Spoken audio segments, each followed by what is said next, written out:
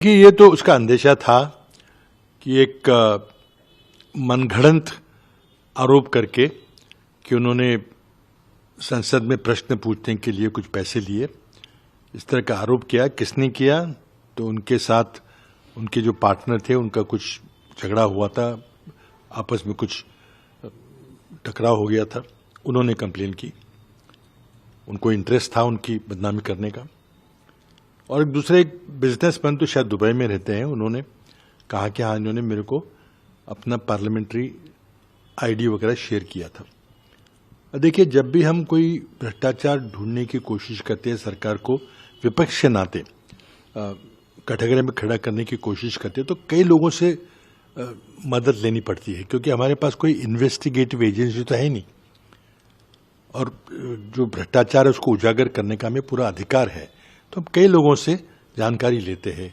इस तरह से शायद उन्होंने उनसे जानकारी ली होगी, उनको अपना ईमेल आईडी शेयर किया होगा, जो उन्होंने स्वीकार किया है।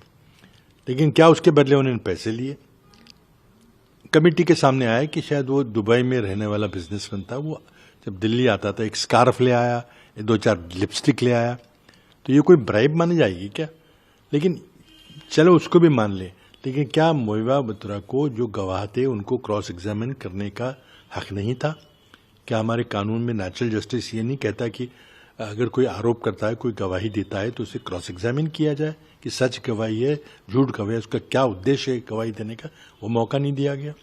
और बहुमत के आधार पर एथिक्स कमेटी में भाजपा के सांसद थे, उन्होंने उनको मौका ना देते हुए, पूरी बात भी नहीं हुई थी, थोड़ी देर के लिए आई और जो अभद्रता से जो उनके सलूक हुआ, जो गलत तरीके से प्रश्न पूछे गए, चली गई वहाँ से। तो उन्होंने फिर उनको कमेटी ने रिपोर्ट दी कि इनको निष्कासित करना चाहिए, और आज वो निष्कासित हो गई है। लेकिन इसके पीछे की राजनीति क्या है? जब भी कोई अडानी समूह का रिश्ता प्रधानमंत्री से पूछने की कोशिश करता है, पहले राहुल गांधी ने जुर्रत की थी कि अडानी के रिश्ते के बारे में पूछा था, हिंडनबर्ग रिपोर्ट के बारे में पूछा था, उनको निष्कासित कर दिया संसद से। बाद में वो बहाल हुए, सुप्रीम कोर्ट ने उनको बहाल किया। अब यहाँ पे मोइबा मत्रा अडानी के और मोदी जी के संबंधों के बारे में संसद में प्रश्न उठा रही थी, तो उनको कई बार तो बोलने नहीं दिया जाता था, लेकिन उठाती थी। उनका मुंह बंद करने की कोशिश की गई और ये मुंह बंद कर दिया, उनको संसद से आज निष्कासित कर दिया है। मैं समझता हूँ कि संसदीय इतिहास में एक काला दिन है।